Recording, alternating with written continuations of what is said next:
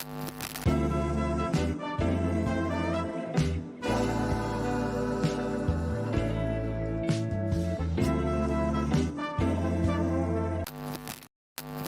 following is a hockey podcast out of Vancouver and Surrey, British Columbia. It'll only consist of a lot of puck talk and even more BS, or in actual words, banter and satire. Enjoy, and as always, go Canucks go. Conor Garland, man, inspiring me, okay? For real. Making me confident for also being small. That is just the truth. Let's talk about this on Locked On Canucks. Your Locked On Canucks, your daily podcast on the Vancouver Canucks. Part of the Locked On Podcast Network. Your team every day. Hey, what's going on? Welcome to another episode of Locked On Canucks. My name is Trevor Beggs, co-host of Locked On Canucks, and also a Canucks writer since 2013, currently with Daily Hive Vancouver. Before we dive into today's episode, we got to thank you for tuning into Locked On Canucks because it is your Canucks every damn day. If you haven't done so already, make sure you go subscribe or follow us for free on YouTube or wherever you listen to podcasts. Hey, maybe one of these days, your subscription can help me buy proper internet. But hey, never say never. That's asking for a lot. Man. But at least your Canucks are winning games. Trevor's just lagging like crazy, man. We got to take over here, okay? Kyle Bowen and Trevor Beggs, maybe in a couple minutes, doing this episode of Locked On Canucks. One love to you and you and you and you. And man, oh man, we got to do this. We got to have a scrappy performance to start off, the first part of this show. Just like the Vancouver Canucks had somewhat of a scrappy performance in the first period last night in Vancouver against Vegas, right? Down 2-0, really early. The sky is falling. And what happens? Man, they take us to heaven. That was beautiful. That really was. I felt like myself again. And, over the past, 10 games, 11 games, 22 games since the All-Star break, the Vancouver Canucks, your Vancouver Canucks, been mediocre. That all being said, they played a special brand of hockey yesterday. Conor Garland, a big part of that. Speaking of being a big part of that, you guys are a big part of this. Yes, you and you and you and you and you and you. Hit the like button, subscribe to the show. We're giving you your Canucks every day, hopefully till the end of time. And more specifically, hopefully we're talking about games in June, okay? I think Conor Garland and this level of play from him is quite honestly not raising the floor of this team. It's actually raising the ceiling, because if you look at his shift per shift base, or, the metric, or, his game per game progress, his game per game ability to just be better than other players per game, he's been consistent at doing just that, being one of the best players in each hockey game he's playing. It's been a while that we've seen a stretch of games where Conor Garland hasn't done anything. I feel like it's like a 70-game thing, He's one of the best players on the Vancouver Canucks right now, and this team has a lot of good players. Yeah, I think one of the interesting things about Conor Garland too is that, often players, they go through ebbs and flows, and, Elias Pettersson, I think, is kind of prime example number one on this year's version of the Vancouver Canucks. But if you look at Garland, I honestly think his season has just gone up in a straight line, right? You remember, I think it was 20-ish games in, the guy had 2 goals and 7 points, despite playing really well. And we talked about it, on this show early on in the season. The guy was playing well, but just wasn't getting the points. And now the points are coming in bunches. And, I look at this Canucks team, and, obviously they got the core players, Miller, Pettersson, Boeser. Outside of those guys, no one on this team has been better than Conor Garland. Hands down. And you look at the game last night even, and the amount of chemistry that Garland and Joshua has is unreal. And I mean, this, again, 2 guys that fought in training camp now are one of the best duos in hockey. That's probably a bit bold to say, but there's certainly, again, like you said, Kyle, on a shift-by-shift basis, one of the best duos in the NHL, and specifically with Conor Garland. And I got thinking about this with playoffs on the horizon. I think we all look for who's going to be the next Alex Burrows, right? Because Alex Burrows, an absolute legend in this market, always scoring goals in the big moments. And I think for the generation before, it was Greg Adams, right? Always scoring in big moments. I'm telling you, I think Conor Garland might be this generation's version of Alex Burrows. When I think about who's going to step up in a playoff game and score a massive goal at a big moment, right now, who else than Conor Garland? Damn, bro. And you talked about the whole him being on a straight line, being on that type of trajectory, just going way, way, way, way, way up since game one. Okay, what you just said can be more than the truth if that continues to be the case. Like what again, this might just be a heater-like season for this guy. The momentum, the continuation of, again, that style of play, that him being tenacious, not giving any room between him and the puck and the other player. If he loses it, he's getting it back. It's a run right now.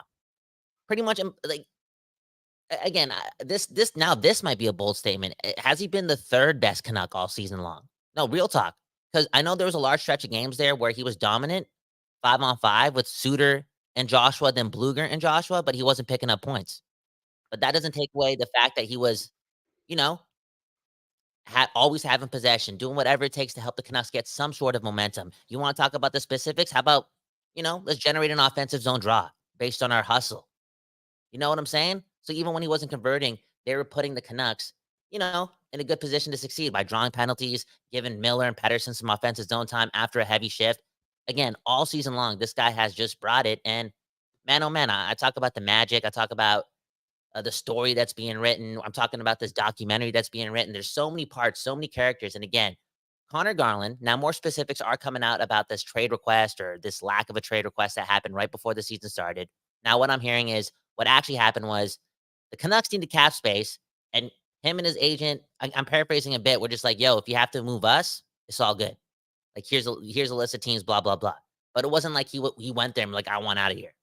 Anyways, with that metric, with that caption about the season being a part of this story, and then you see Conor Garland getting his name chanted by everyone at Rogers Arena in the biggest game of the season, the biggest game in April in a decade. Well, it feels like that. Well, not a decade, but almost a decade. Yeah, 9 years. You know what I'm saying? It's beautiful. Yeah, I think you make a couple of really good points there, Kyle. And I'll touch on the trade request situation first. To me, that story that came out does make sense, right? Because Garland was obviously pretty pissed off that a story came out, and I think he'd be pissed off regardless. But if you actually requested a trade, you might be a little less pissed off because it's the truth. But when this news broke, if the truth was really that the Canucks said, "Hey, it's all good if you need to move us, if you want to clear cap space," and then it got out that he requested a trade, well, that's just not really true.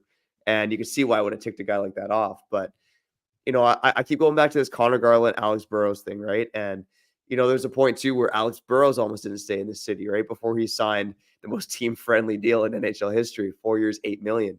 He almost walked, and the Canucks management kind of gave him a bit of an ultimatum at the time. Maybe Garland almost left this team. If it wasn't for his contract and the term left, he might have left this team, right? But when I think about Garland and Burrows, you have two guys who were kind of unheralded. Garland a late round draft pick, Burrows undrafted, had to fight their way up through the minors. Still kind of doubted once they made it to the show, and both did and have turned into amazing NHL players. And we saw it with Burrows almost immediately, right? Like the impact he had in the playoffs, right? I think about 2009 against the St. Louis Blues, scored the series clinching goal. Obviously, what he did in 2011, and I look at Conor Garland right now, Kyle, and you made the point about him maybe being the third best Canuck this season. I don't think he's been the third best Canuck. I think that's probably disrespecting Petey a bit too much. But I will say he's been the third most consistent Canuck this season behind Miller and Hughes. Damn. And you could throw Demko in there too when he's been on. Yeah, Demko's in a different category as a goalie, man. Those guys are weird. Again, the ceiling of this team is a lot higher when Conor Garland is bringing this type of energy, shift in and shift out, because he becomes a difference maker in a game. It's just the truth. And this is not a small sample size. It's just him doing this all season long. He scored one of the first goals of the season for the Vancouver Canucks, if not the first goal, right? When he was playing with Pettersson, that beautiful goal to start things off against the Oilers. And yeah, even when he wasn't scoring in like October and November, him, Suter, Joshua doing his thing, then him, Bluger, and Joshua becoming that line. Just been, again, one of the main characters for your Vancouver Canucks. And this guy has some, pedigree. He does. He's got some talent. He's got some respect across the league. There's like there is this talent level to him, you know? There's this ability for him to, again, be a prominent player, not just in one season, but you'll even look at the quote unquote fancy stats from years past. Like everything was telling you that this guy's a good player. But now we're being told that this guy can be a really important player on a really good team. And he's definitely a player that you want to, see in April. Hey, speaking about seeing this team, go ahead. Go ahead. I was gonna say, and this is a lesson to the kids out there, and not that any kids listen to this Holy. show, even though it is a family-friendly program. Okay, Locked On Canucks, your Canucks every day, rated PG. Okay, so it's all good for the kids. This is a lesson for the kids. Figure skate, man. And I know this came out recently, but Conor Garland took figure skating lessons. And you want to know why this guy can dipsy doodle and dangle in the corners and escape defenders? This guy's freaking figure skated, man. So no shame in figure skating. In fact, if you want to become a rockstar NHLer in today's NHL, when skating really matters, go figure skate, man. Kyle, That's have you true. ever figure skated? No, I haven't figure skated, but you know what? Maybe skated. Maybe that's a good date idea. Of course I've skated, man. Go. I'm not. Come on, man. I'm a Canadian, man. I'm not the best skater though. About 5.5 out of 10. Okay. Anyways, what was I gonna say? Okay, so again, watching Conor Garland like that live yesterday. I've been to 3 Canucks games this year. I've seen this guy play a lot of times. In fact, even in years past, I've always liked this guy's game because he just has that tenacious attitude to him. But something has switched. I think his level or his motor has gone somehow, some way, a bit higher. Maybe that has a lot to do with the team doing well and these games mattering. But again, his edge work along the boards, it's not similar to what Quinn Hughes does with his edge work walking the blue line, right? But it seems more often than not that Conor Garland is making people miss, making defenders miss. And if the defenders don't miss and they get the puck from him, there's still that 25% chance that Conor Garland is going to get the puck back because he just has that attitude, man, that grit. You brought up Alex Burrows and my homie Roy, actually. Roy, we went to the game together and he texted me a couple games ago, and he was like, yo, Conor Garland reminds me of Alex Burrows. And I didn't really see it. And I still don't see it because maybe, I celebrate 420 too much and I just can't go back and see the details of Alex Burrows' game. I can just see the finish, And I know this guy was a good two-way player, a good hardworking player, but I guess what I'm trying to say is I don't remember Alex Burrows being that tenacious. Like that's another level, don't you think? Like he's again, I just admitted, okay, I got flaws, the whole 420 thing, okay? Am I wrong on that? Like, I know he was tenacious, dirty. He did his thing. He was a good two-way player. He was hard to play against. But Conor Garland just, again, he's like that a cartoon character, the Tasmanian devil, bro. Doesn't stop going. Yeah, they were tenacious in different ways, right? Like, Alex Burrows is an incredibly tenacious player. So I'm not going to quite go that far. But they're tenacious because Burrows was, played a little dirty. And whereas Conor Garland is really using his feet to get out of trouble. So different kinds of tenacity there, but I do want to leave it up to our commenters as well. Who is going to be the playoff hero for the Vancouver Canucks? Conor Garland, the team's unsung hero, most likely. But who is going to step up and be that playoff hero? Is it Conor Garland or is it somebody else? Again, whether you're with us here on the YouTube live or you're listening after the fact, hit us up and let us know who is going to be the playoff hero for your Vancouver Canucks. Who's going to build that legacy? Who's going to have a statue with the junk show, man? Come on, man. The bulge, the natural bulge. Let's go, baby. Damn. I'm excited, man. Let's go. 4 games to go into the playoffs. Where did that come from, dude? I like it, man. Well, it's the truth, right? The details matter, man. If I was making the statue, I'd make sure to have a nice big bulge, okay? Because that's what you want, man. That's what you want on your how come in the past, bro? Like when they were building like those other statues of like the Greek gods, like it was always like not the. You know what I'm saying? It was total opposite of that. Anyways, Locked On Canucks, Kyle Bound, Trevor Beggs. We're going to talk about something big, something long, and that's JT Miller's point total, right? That's what we're talking about, right? The most unlikely 100-point season in NHL history. Is that actually the case? Find out on the other side. But first, we got to shout out our friends over at FanDuel. Hey, FanDuel, I bet you didn't have JT Miller hitting 100 points on your betting slip, but okay. But, there is lots on FanDuel. And, right now it's playoff time in the NBA and the NHL. And you know what else? Baseball is in full swing. And guess what? FanDuel is your place to bet on every single game. Right now, new customers get $150 in bonus bets guaranteed. That's $150 win or lose. Bet on everything from slap shots to home runs to slam dunks, all on an app that is safe, secure, and easy to use. What are you waiting for? Visit /locked-on and make your first bet an automatic win. Automatic, okay? You want automatic? Bet on those Vancouver Canucks to win the Stanley Cup. Okay, I can't say that's automatic, but I'm feeling it, man. I'm feeling it. Canucks making me feel good. You know what else makes you feel good? Winning some money. And if you want to do so, make sure you do so on FanDuel, America's #1 sportsbook.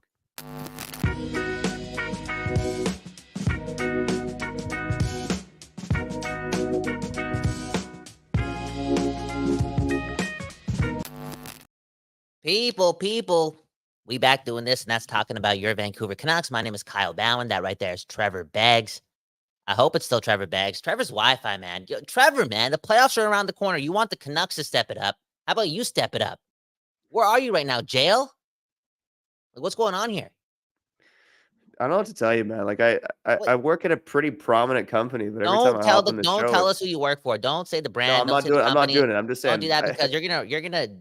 If anyone ever wants to invest money with that company, that's not gonna happen, Trevor. Yeah, I don't know if it's all the firewalls in place. To be honest, right now, I'm hotspotting off my phone's data. Yeah, I think that's the future plan. You may be right. Okay, firewall talk. That's what we're gonna do here on Locked On Canucks. Right. Anyway, speaking of fire, dude, JT Miller's been on fire all season long, and I gotta admit, man. Again, I'm a traumatized dude, man. I live with the trauma. I'm emotional. I'm sensitive. I'm a Hindu. I feel things, okay? And I was so surprised that I didn't know that JT Miller just picked up his 100-point. I was at the rink. I saw the play go down. I knew he got an assist there. But the way I celebrated, the feelings that I had, they were all, towards, Conor Garland. That was a huge goal in the second period. We needed that goal, we needed that win. I was focused on that when I should have also set aside a lot of that emotion and feelings in that moment for the accomplishment that JT Miller just did. Like 100 points in a season. It's, in my opinion, for a lot of people, something that they thought was impossible. Real talk. And I'm saying a lot of people, because a lot of people wanted Bo Horvat over JT Miller. Oh, what a world that we used to live in, man. Look, I honestly think it might be one of the most unlikely 100-point seasons in NHL history now. Mhm. I did pull some numbers here during the break. That's probably why I'm lagging even more, because I can't freaking multitask on my dial-up internet. But I didn't go back in the 80s, but over the last 30 years have been 53 players who have hit the 100-point mark, based on my just counting right there over the last minute. But I honestly think JT Miller might be the most unlikely player of the bunch to hit 100 points. And I'll pull up the tab in a bit and read off some of the names that you think like, oh, wow, that guy hit 100 points. There's not really many of them, man. Like, to me, it might be JT Miller. And again, when he had that 99-point season in 21-22, I think, Kyle, you and I were I know you're the biggest JT Miller fan out there. You got JT Miller tattooed on your right above your wiener. But oh, wow. What? A crotch tattoo. It's true, man.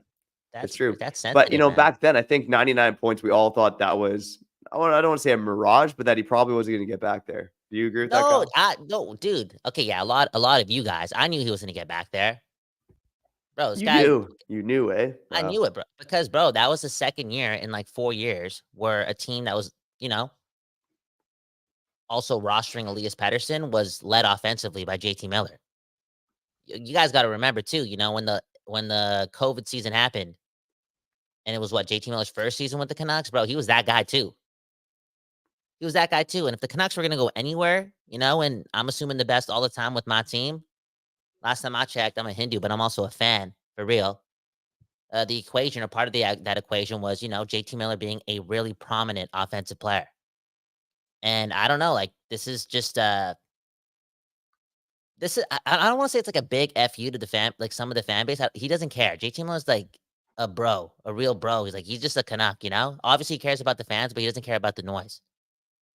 But again, to have so many people actually think that he wasn't needed, or cap space / the notion that we should keep Horvat over him was just like something to think a lot about, was just made no sense to me, because you just said that number, and you said that quantity of the amount of players that have hit that mark over the last couple of years, blah blah blah, and it's like, dude, having a 100-point player is a huge, like a capital X factor on your team.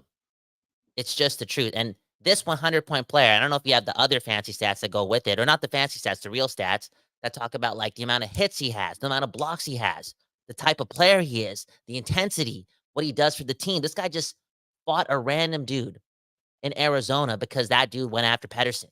He's willing to drop the mitts, do whatever it takes for the team. That same dude's getting 100 points, bro. He's one of the biggest outliers in the world of hockey. And that's why I keep saying, man, if the Canucks go far in the playoffs, look at his attitude. Look at his charisma. Look at his face. If the Canucks go far in the NHL playoffs, Quinn Hughes is not going to be the face of the Vancouver Canucks. Elias Pettersson won't be the face of that Stanley Cup version of the Vancouver Canucks. It's going to be JT Miller because that guy is too hockey. Too hockey. Very few players like him in hockey. Yeah, 100%. And I do think his game really has gone to another level this season with the fact that he's, a number one matchup centerman. And maybe we'll ask each other this question in a moment. But I will say I don't have the numbers in front of me about blocks necessarily, but I do know from doing some research prior to the show because once in a while we do a little research. JT Miller is the first Canuck ever to have 100 points and 200 hits in the same season. Now they haven't tracked hits for that long, so they're actually there's not many 100-point players in NHL in Canucks history. So like Bertuzzi probably would have been like 400 hits and like 95 points, but they weren't tracking hits back then. So, but again, JT Miller, the first Canuck ever in franchise history to record 100 points and 200 hits. Can you read me the stat? Can you read me the stat? Data boy. Okay. That's probably an easy one. Okay. So how many players who are currently at 100 points now have, over 150 hits? I don't think any of them, to be honest. I'll take a quick look for you, but I don't think any. Here, I will read some names from, again, the 53 players that hit 100 points. And then, Kyle, you let me know, or is JT Miller the most unlikely 100-point player in the modern era? Okay. Some guys that hit 100 points. Some guys that hit 100 points include Daniel Alfredsson, Nicholas Backstrom, Johnny Gaudreau, Doug Gilmour, Claude Giroux, Jonathan Huberdeau is a name that stood out to me, especially with what he's done recently. Erik Karlsson, that was unreal what he did last season. Vinny Lecavalier, Brad Marchand, Ryan Nugent-Hopkins to me is another guy that stands out. Jason Robertson, but like most of these guys on here are like absolute legends and Hall of Famers. Doug Waite's maybe another one that's a bit surprising as well. But I don't know, of those names, like no one really stands out to me as, wow, that guy hit 100 points, aside from maybe like Huberdeau or Karlsson, one of the more recent guys. But again, the fact that JT Miller, again, this guy was traded twice. He was a second-line winger when he came to Vancouver, and now he is a 100-point shut-down number one center. It's an unbelievable story arc for him. And I think I might save this question for another day, but we'll save it for another episode maybe. The number one center on this team, who is it actually? Because that's a debate that deserves longer than 60 seconds. JT Miller, 99 points. Well, okay, what did he have in the COVID season too? Okay, so anyways, he had 99 points. Then he had 82 points last year, 82 points. And now he's got 100. Yeah, he had 72 and 69 during the COVID year. Okay. And then the Canadian season, what did he have in the Canadian season, like the all-Canadian season? Oh, like 40-ish points in 50 games. Here, I'll pull it up quickly. JT Miller in the COVID season, 72 and 69. He had 46 and 53 during the North Division season. He had 82 points last year, like you said, Kyle. Yeah, and then 99 and 100. Dude, I think it's safe to say that he's one of the best players in hockey.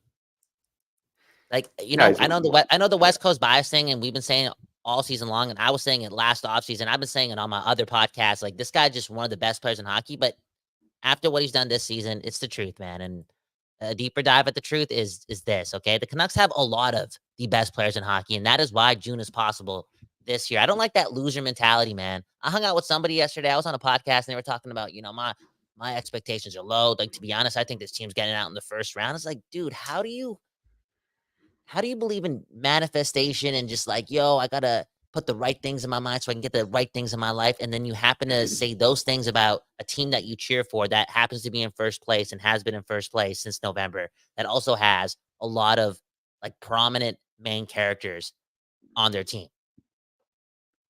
Dude, I guess what I'm trying to say, we are blessed as Canucks fans right now. We're going into the playoffs. If we played like we do yesterday on a consistent basis, which I think is the truth, again, in my opinion, the Canucks are one of the best teams in hockey, and June is like a 32% chance of happening. Boom. Yep, There you go, 32, man. maybe even 33% chance. Shout out to Henrik Sedin. Let me throw out one other thing I thought was crazy about JT Miller in the stats, and then we'll wrap up the show on the other side talking about another big milestone as well. But there was a stat that John Shorthouse said on air last night that JT Miller has 39 career 3-point games, and 31 of them are with the Vancouver Canucks. And I was just like, damn, this guy. That's crazy because so that 80% of his 3-point games have come with the Vancouver Canucks. I just crunched the numbers. He's played less than half of his career NHL games with the Vancouver Canucks.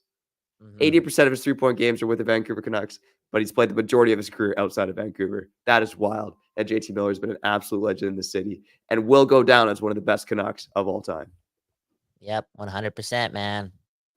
Shout out to JT, All right, man. Shout out to JT. Shout out to Justin Timberlake. Real talk. I think every time JT scores a goal, they should play Sexy Back or Cry Me a River. Yo, why are they trying to pump up the crowd? Why are they trying to pump up the crowd at Rogers Arena and they're playing Taylor Swift? Got nothing against Taylor Swift. Like maybe play it one time over a 3-hour game, But they were like, that was like one of their pump up things. Like, yo, let's rock. I heard Taylor Swift 3 times during the game yesterday during the breaks. It's like, dude, come on, man. Play some NSYNC, man. Hey, your boy Aaron Rodgers loves Taylor Swift, man. Maybe they're trying to appease you. I love Taylor Swift too, man. She's a goat, man. I'm just saying, dude, like pump me up. It's a big game. Like he worked on the bleachers. Like I don't need to listen to that. This is a love story, baby. Just say yes. Like what? Okay, I don't need to listen to you sing Taylor Swift, man. So I'm gonna do an ad read. We're gonna wrap up the show on the other side, talk about another big milestone. What? Before we do that, let's shout out our friends over at Sleep. Oh man, what's more annoying, Kyle Sagan or me doing an ad read? That's a tough debate. But hey, guess what? The Canucks got 4 regular season games left, and they are one of the best teams in the NHL. If you want to be the best, just like the Vancouver Canucks, make sure you go try winning big by playing daily fantasy hockey on Sleeper, the official daily fantasy app of the Locked On NHL Network. Sleeper is my number one choice for daily fantasy sports, and especially daily fantasy hockey, because with Sleeper, you could win 100 times your cash in daily fantasy hockey contests. All you have to do is pick whether studs like JT Miller, Dakota Joshua, or Conor Garland will record more or less than the Sleeper projections for things like goals, assists, saves, plus, minus, and more in a given game. So 100 times bet on Sleeper, you need to correctly predict the outcome of 8 player stats. You heard me, Canucks fans. You can win 100 times your money playing daily fantasy hockey with Sleeper. So start paying attention and nail your picks so you can start winning big. Use promo code LOCKEDONNHL and you'll get up to a $100 match on your first deposit. Terms and conditions apply. That's code LOCKEDONNHL. See Sleeper's terms and for details and locational availability. Boom, bam, man. Shout out to Sleeper, man. We love you.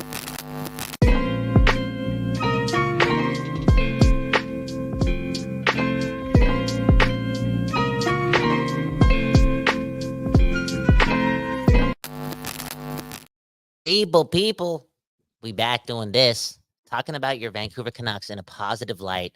Please do us all a favor and don't watch yesterday's episode, okay? Where we ran the Blame-O-meter.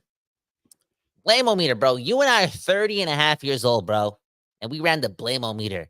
We were getting petty, bro. Canucks just got their ass kicked. Kind of, sort of. In LA. And we were worried, man. But what happened yesterday was, what's the word? I was going to just use therapeutic, but I feel like it was more than that. Oh, where did Trevor go? Trevor just disappeared again. Wi-Fi problems, yo. Can you leave us a comment right now? Like right now in this video. Say this, okay? If Trevor doesn't get better Wi-Fi, fire Trevor Beggs. Hashtag fire Trevor Beggs. Let's get that going, man. Fire Trevor Beggs. I know, man. Wow. It's a dark thing to say, but it's the Wi-Fi, man. It's the Wi-Fi, man. You like... It's like Andrew Alberts. I forgot he played for the Vancouver Canucks. You're the Andrew Alberts right now of Locked On Canucks. Man, I come back and is this because I made fun of your singing, man? It actually wasn't that bad. You're an okay singer. Better my singing sucks. My singing sucks, man. Still better you than me, man. Still better you than me. Dude, one time when I was super young, bro, I was singing in the car. I was like some Nelly Furtado, I'm Like a Bird. It was probably the first time I actually sang a song in the car. And my dad started laughing.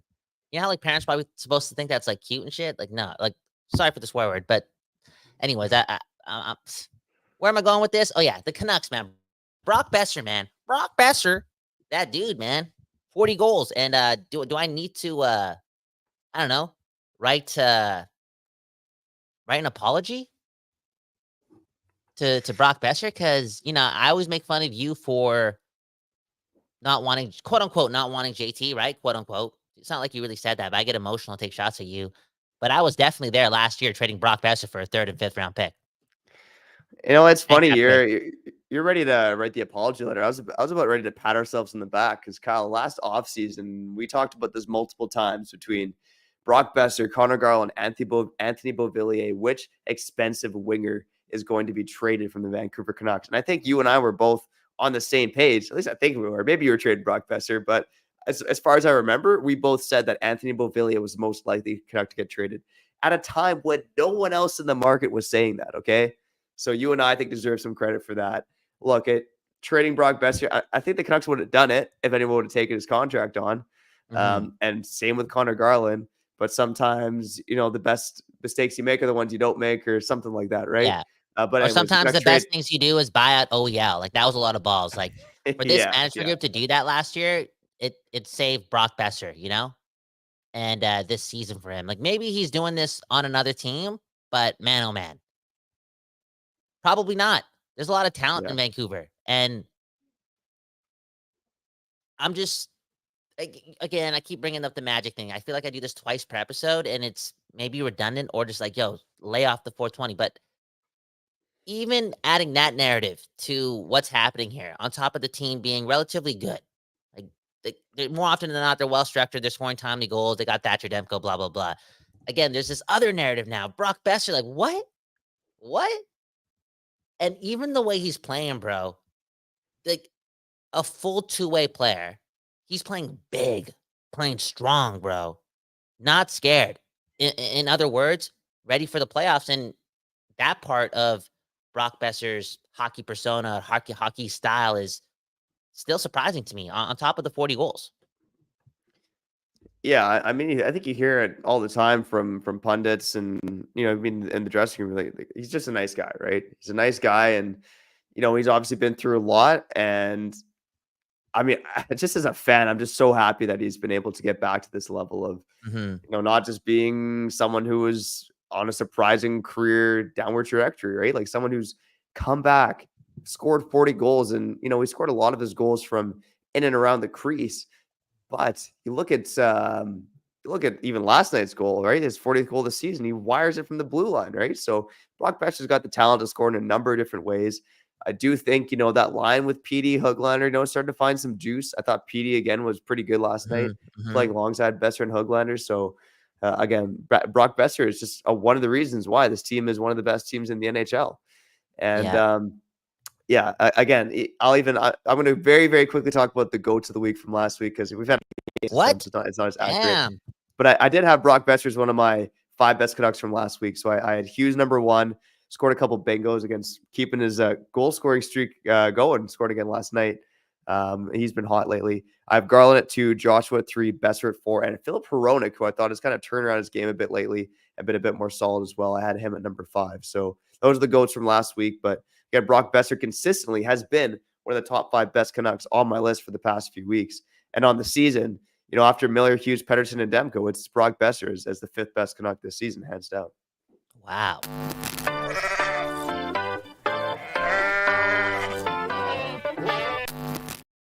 GOATs of the week brought to you by Trevor Baggs. And remember, next week will be, I guess, the last version of GOATs of the week. And the winner of the GOAT of the year will receive a plate of goat curry from my father. If the Canucks allow that, I'll send the plate over, man. Some goat curry. What was I going to say? I lost. Oh, I want to say this, okay? Again, all over the place, the Wi-Fi, blah, blah, blah. It's been one of those episodes. I didn't get to any comments. Sorry, fans, okay? All over the place. But before I end this show, okay? I can't believe it took us 35 minutes to do this. And if you're with us at this point of the show, one love, because you're about to hear the truth, okay? because it's about hockey, right? Hockey. It's about the NHL playoffs. It's about playing a different brand of hockey. The Canucks were down 2-0 last night. 2-0. And what happened? Carson Soucy laying the boom. Setting the tone. Sticking the finger to the Vegas Golden Knights. One of the hardest hits of the year. And even when it happened, the arena was kind of quiet because we were down 2-0. It kind of just felt eerie, you know? But moments like that as a fan, and then seeing how the Canucks were physical the rest of the way, being the enforcer against the Golden Knights the whole way through, not being scared of anything. That gets me excited for not just the start of the playoffs, but for the possibility that again is, and we're going to have to end it on this note, that, man, we're blessed because the Vancouver Canucks, as Callum Sandu was saying, is in a way, they're cup contenders. They're fearless. And, you know, what JT Miller and him getting the T-shirts for Garland and the boys, the 400th game, the blah, blah, blah. There's a bromance there, man. There's that camaraderie. And maybe, just maybe, the amount of it can level out the playing field when it comes to the doubters and how they view our lack of experience as a complete downfall for this team. All in all, these guys love being Vancouver Canucks, and they're talented. And it's go Canucks go. Okay, Locked On Canucks. That was another episode. Hit the like and subscribe button. Begsy Bowen doing our thing. Thank you to you and you and you and you for listening to this. We'll get to the comments tomorrow, okay? Somebody telling me to stop singing, okay? Richard's like, stop singing, please. Hey, stop playing so much Taylor Swift at the Canucks game. Again, does she got any pump-up songs? Playing Love Story. We're down by a couple goals. We're down by 1 goal, dude. You're playing Love Story? I mean, it worked. I'm wrong, dude. Anyways, Begsy, sign us out. Hey, shout out to all the listeners, all the commenters, again, whether you're an everyday or an occasional listener, first-time listener, a new subscriber, or joined us here on the show. And, quick shout out to Richard, too, because, I think Richard's our coach, man, unofficially, because, he's criticizing your singing. He told me to show more enthusiasm. So thanks, Richard, for the constructive criticism. I'll try not to cry about it too much. But, again, we got to get out of here. Again, it's Locked On Canucks, your Canucks every day. 20% Begsy, 80% Kyle Bound, but we got you covered for all the ups, all the downs, and hopefully a long playoff run, baby. Let's go. And hey, if it's not a long playoff run, guess what? We'll still be here every damn day. Okay? But we got you covered. But for now, we do got to get out of here. I'm Trevor Beggs. That guy's Kyle Bound. And you've been listening to Locked On Canucks. Begsy, man. One of the best in the game, man.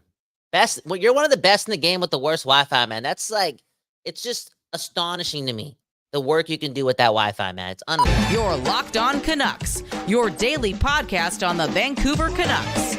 Part of the Locked On Podcast Network.